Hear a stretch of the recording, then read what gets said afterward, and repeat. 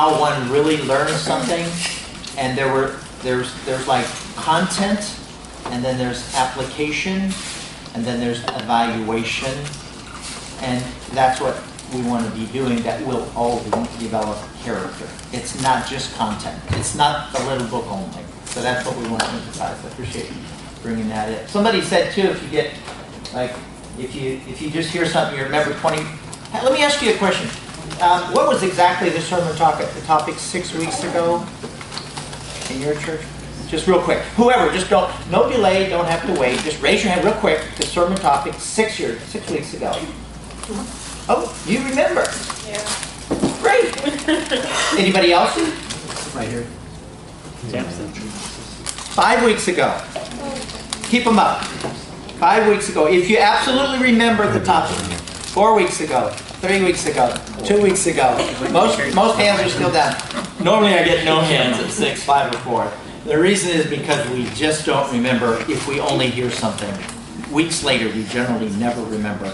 But you know, if we read it, and then we see it, 40%, we do it, 60%, we come back and we evaluate, maybe 80%. So that's kind of where we want to go with this. Thank you for that reminder. Okay, here's Eric. The main man, been doing this for a number of years, and they're really excited about development, and so share away. Yeah, my story is a little bit that when I was a student, I was given the option of joining staff or interning, and I kind of asked my discipler, like, what's the difference between the two? He's like, well, if you intern, you come on campus, you spend a little bit of time, but if you join staff, we're going to develop you, we're going to pour into you, and you have a much wider range of like what it is to be in ministry. I thought to myself, I'm like, he's like, and you commit for 2 years. I'm like, well, 2 years. I'm like, I could do 2 years. You know, maybe I'll do more. And 8 years later, I'm kind of like, oh, I guess 2 years wasn't that long at all. So I went to new staff training, and like that, like, we're gonna develop you, we're gonna coach you. I'm like, oh, this is so exciting. Then I get to campus, and it's kind of like, well, who's gonna coach me? Who's gonna develop me? And it's kind of you sit around, and then like your director leaves, and you get another director, and you're like, oh, who's gonna coach me? Who's gonna develop me? And you kind of sit around. And then I came to Lake Hart, and I'm kind of like, who's going to coach me? Who's going to develop me? And it's just kind of like was this thing, like we're from transition to transition to transition. And all along, I'm like, man, I remember like 4 years ago, someone told me I was going to be developed, and I'm just like pining to be like poured into, you know, so I can learn and grow. And then eventually, you know, I met people like Mike and Meg, who just had a heart for developing our staff, developing now, and I'm glad we're including the interns now too. Because I feel like for a while, it's just like you intern, you just use them up as fast as possible, like, and you spit them out, kind of like college football, if they get injured, whatever. But now we want to really develop these people. So the program has just been, for me, I got through it in like a year and a half, just because I was so excited to do it. I had a coach, Todd Kearns. I don't know if you guys know Todd. It's a miracle I made it through, but because I didn't talk at all the entire time we met. But he had a lot of wisdom to give me. So it was great to be able to discuss with him the readings I had done, the videos I had watched, the materials I had read, and kind of like talk with him on a basis of like, you know, how can I implement this into my ministry? There are some things that, you know, might not seem applicable, but having Todd as a coach helped me decide, you know, the coding on campus wasn't really something I was going to do the next day, but I was traveling to countries, you know, on a regular basis, and every time I step out of a plane, I'm decoding the airport, I'm decoding, you know, the people, I'm decoding, you know, the market, I'm decoding my actors, and just simple skills like this that I was able to learn and grow with that made it just encouraging, exciting, it was fun. And I think for me, it's been a process of learning how to do that. And I think for me, just with the Jesus Film and with other ministries here at headquarters, just to be able to be an encouragement to whoever I can, to say that, you know, this development process is good. It is something that I've seen benefit my life, walking with the Lord, you know, learning how to love others, even just things on leadership, because our ministry as a whole wants to develop everyone as a leader. And I just tell people, like, we look at our supporters, we look at our ministry partners, people in our church, like they might look at you as a leader just because you're a missionary. They might not know that you're an intern or a new staff or you do whatever job, but they might see that you're in full-time ministry and they might look to you. And these materials, this development is amazing because it can help you to lead a study at your church, it can help you lead people in your church to do evangelism in your neighborhood, your community, your family. I absolutely love the new staff intern development, and I want to encourage you guys to embrace it, to go with it, to not shy away, but to just jump right in and enjoy the fun that it has to offer. So, thank you, Doug. Thank you, Eric. Thank you. Appreciate it. And Doug and Darren, I met with them the other day. They're great guys, and I really want to just endorse them and give them a thumbs up. Their heart is all in it, and I'm really happy to have you guys here this year, and hopefully longer. You were helpful to us. I mean, we're kind of new in this. And when you brought in how the development, the training books relate to even you guys. How many are on the traveling teams? Okay, how many travelers? Okay, there's a lot of things here that can be done that you may not have thought through, and we just want to bring them with you and write down and make a creative beat the barrier list to get this thing done and to have fun doing it. And one of the things he brought up is that decoding. I mean, we talk about decoding a campus from the campus ministry, decoding of the city, but you can decode a country when you walk in. You have to. We served, my wife and I have been in 20, I don't know how many years, 25 years overseas, 20 years in Turkey. I lived in Cyprus, I was in Kenya, and 3 countries we lived in. Each country is different. You've got to decode it. So the skills you may learn in this and thinking, processing are going to be very valuable the rest of your life, especially in your short-term trips. Okay, what are you going to do on those 24 hours when you're sitting there on the plane? Turn on the 4th movie? Or, wow, I'm excited to get through module number 2, and I have the books already printed out and downloaded right here in my little folder after dinner. No, before dinner. Yeah, before dinner is good. Before dinner. Or phone. I'm going to read that and finish. Right there on your phone, wherever. That can be done in each of your little trips. So hopefully we just want to encourage you. Pray with us for new ideas to get all of us through our units. Okay, keep filling these things out. Please just work through that as you want. And you want to say your thing?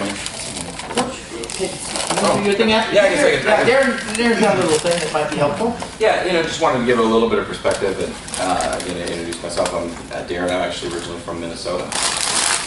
To be more textualized. I've only been on staff for 20 years, so being with Doug, I kind of feel like the new kid on the block. So, and he was Dr. Bright's assistant, so I kind of feel like I'm a nothing.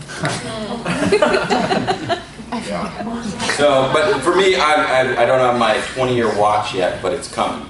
So I'll soon be able to have that as my 20-year gift. So my wife got the mixer, which was also a nice deal. It's not wrong. But yeah, just in terms of development, and even as I was kind of thinking about it, I kind of had this kind of came into my mind of a toolbox. And I know for some of you it's like, I'm not handy at all myself, so I don't really have that great of an actual toolbox. But in terms of development, is thinking about these things kind of like a toolbox. And I know for many of you, you might be thinking like, okay, I came on staff, or I'm doing this for such and such reason. And some of these things maybe with the training and or development that might be like, I didn't come on staff to do this particular thing. But as you think about a toolbox that actually, and there's incredible things that actually Mike is going to be talking us through in terms of stuff that's on the Moodle that you'll be going through. To be thinking of it as a toolbox. And I know you might be thinking like, okay, I'm in a race in a car or something, and I want to be lean and mean. I don't need these things. And you might think of this toolbox as being like this heavy weight that is actually going to weigh me down. And so why would I want to do this? Why would I want to spend time, spend emotional energy doing this development thing? And thinking of this as more of like dead weight, as opposed to, and I think that's a little bit even too for us as we've been on staff for a while, and we see how each of these things that are a part of the development are crucial for a lifetime of ministry. Really. And so to not to think of this as dead weight, but to be thinking about the things that you're going to be doing, the experiences that you're going to be having, the things that you're going to be learning, are going to be things that are going to actually help you go farther and go faster, and be more efficient and be more effective for a lifetime of ministry. So yeah, again, for me, that's a thing that helps me. So as you think about that, don't think of it as dead weight, but think about it as that toolbox that, and here's the thing. There's always going to be problems in ministry. You're working with people, we're all broken. And so for many of these things that for me personally, how I'm going to grow, how I'm going to be relating to other people that you're going to be learning and developing with, as well as many other type of ministry things that will, again, help you for a lifetime of ministry. Thank you very much. We have an article by Meg Given right here. If you would just pass this around and pass it around. We just thought when you called, I said, well, I've seen you, I know you, and then there you are. She's a writer, and so between today and tomorrow, we just want you to kind of meditate on some of these principles that she put together and put in the manual. So we want to have some time for questions if we can. We want to go to Mike, and he can just sort of introduce himself a little bit, if you would, and use the mic. That would be great. We want to make sure this is taped and give you a kickstart on the Moodle, and a little introduction.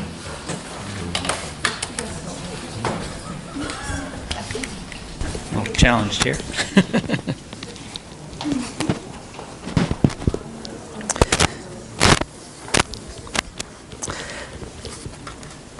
Okay, I have another piece of paper that I want passed around.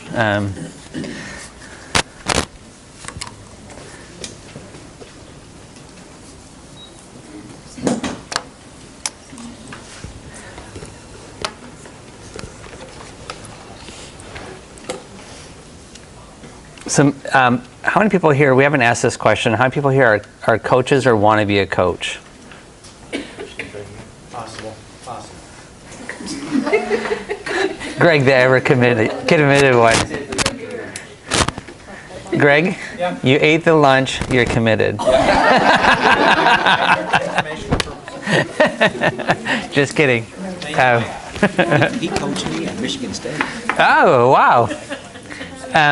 I was new staff in Seattle with Greg, and I just found out that he trained Larry here at Michigan State. So he's obviously we're still on staff, so he does a great job. Okay, the sheet that you guys are receiving is a job description, and as you can see it says job description for a capacity specialist. And one of the things you might be wondering is, what is that? Well, the idea behind the phrase capacity specialist is that many of us who serve here at Lake Hart or in regional and national offices, what we do is we help increase the capacity of those who are on the field because of some of the things that we do. So that's where the phrase capacity specialist came from. And there's probably other terms that could be used, and that's fine, whatever. But we just decided to settle on that one. What this is not a job description for the specific skill that you might be doing with your job, whether it's video editing or LDHR or whatever. But what this is your job description in regards to this training and your first year or two as a new staff or intern. So what I wanted to do is just read the purpose of the position and then briefly go through the rest. The purpose of the position is to grow as a leader who is Christ-like in character and full of faith, to help build movements everywhere by becoming proficient as a capacity specialist, to pursue proficiency in 3 ministry arenas of win, build, and send, and that have as their aim bringing the gospel of the glory of Christ to everyone. So that's the purpose of the position, and then we go into the key relationships. Does anybody know where this key relationships comes from? What document this might be? No? Nice try, though. Those who are coaches, do you know where the key relationships is found? Leadership framework. Very good. It's in the leadership framework. And so as you guys are working through the leadership framework, you'll get to understand that there's 3 key relationships. Your relationship with the Lord, your relationship with yourself, and then your relationship with others. And that's also one thing when you're going through your mid-year review or your end-of-the-year review. This will be an area that people will ask questions on, and you will be given input on how to grow in some of these areas. So we put those 3 areas in there. And then if you switch to the back of the page, you'll see the focused responsibility. And this is your responsibility in regards to your team, but also to some of this training. So become proficient in your role on your ministry team. And then you'll have a specific job description for your role, along with this one, to become proficient in winning, building, and sending, as talked about in this curriculum. And then for those who are supported staff, we have that in there because some people are interns, and this may not be as true for interns, but we want interns to have a nice, a solid ministry partner team. That way when you do join us as staff, it goes much better for you. It's just an assumption that you will join staff. You're just an intern now, and then you'll turn that into new staff. So, and then the last thing is just some faith-filled results, okay? So the reason I show you the job description is that whenever you put together a training curriculum, you have to base it off something. So we look at this job description, and then we decide what skills, character, what kind of things need to be developed to make this a reality, and then we come up with educational exercises, articles, whatever, to help you develop and be trained in those areas. So that's how we came up with this training of the capacity specialists. Okay, the next thing I'm going to talk about is the vehicle for the training. Okay, how many people here have used Moodle or Blackboard in college or high school or something like that? Okay. They didn't have computers when I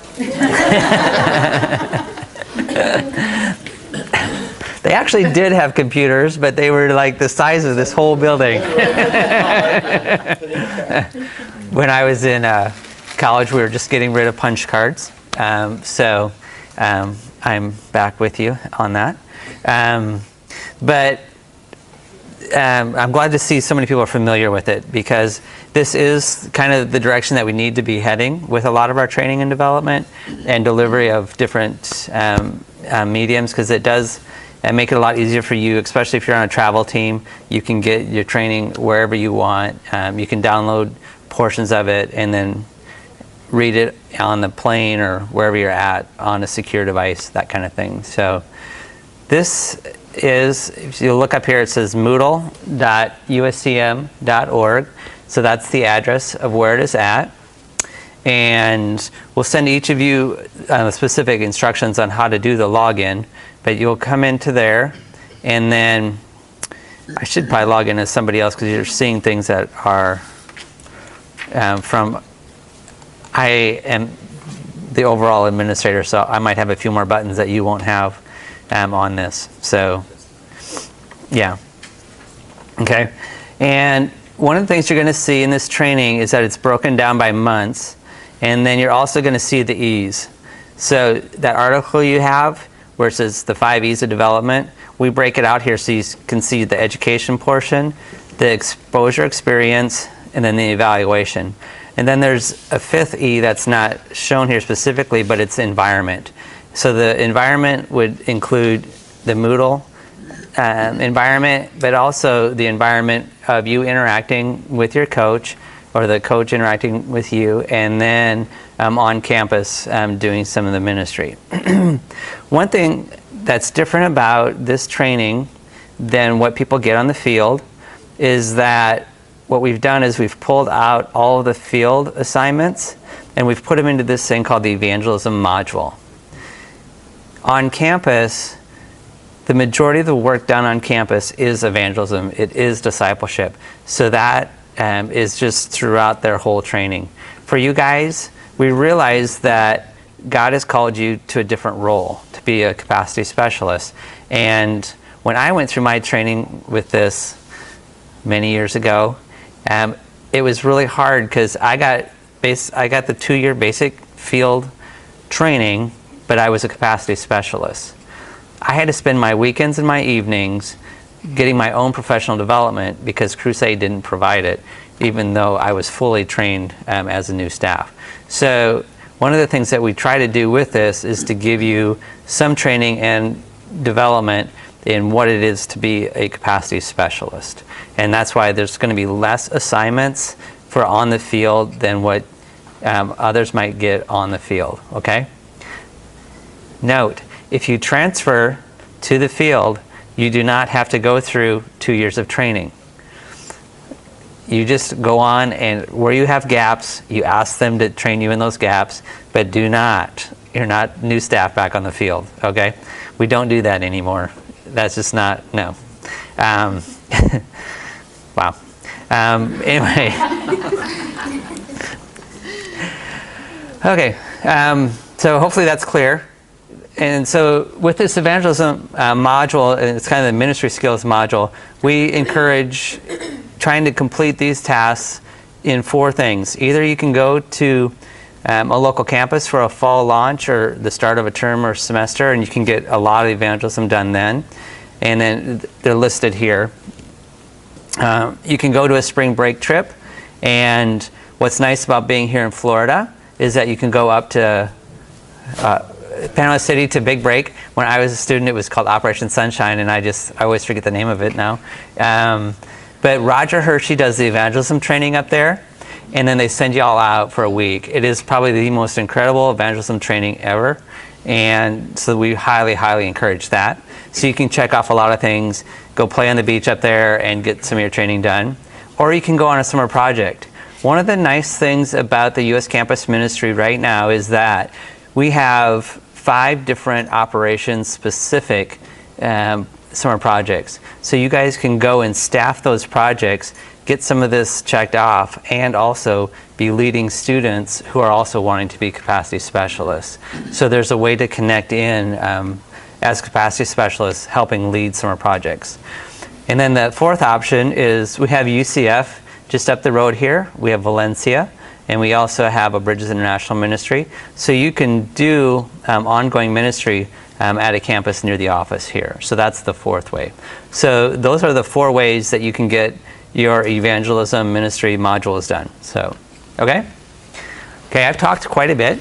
Is there any questions that you might have about anything that I've shared up to this point? Where are the summer projects?